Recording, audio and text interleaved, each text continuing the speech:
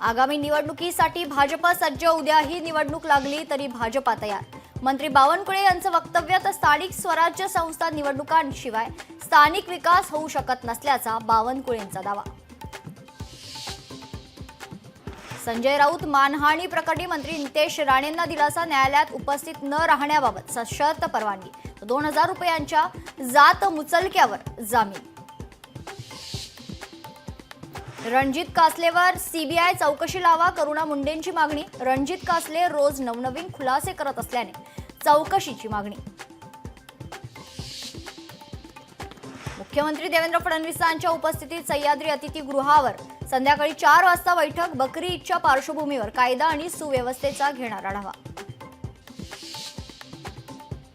OBC याद्यांचे पुनर्निरीक्षण करण्याबाबत जुलै अखेरपर्यंत निर्णय घेऊ. महाराष्ट्र राज्य मागास वर्ग आयोगाचे अध्यक्ष न्यायाधीश सुनील शुर्के यांची ग्वाही.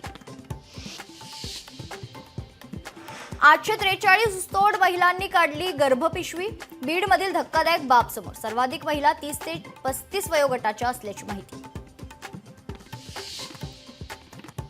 शिवसेना पदाधिकारी अशोक धोडी अपहरण आणि हत्या प्रकरण. 5 महिने उलटून देखील मुख्य आरोपी अद्याप फरार. पालघर पोलिसांच्या कार्यक्षमतेवर प्रश्नचिन्ह उपस्थित.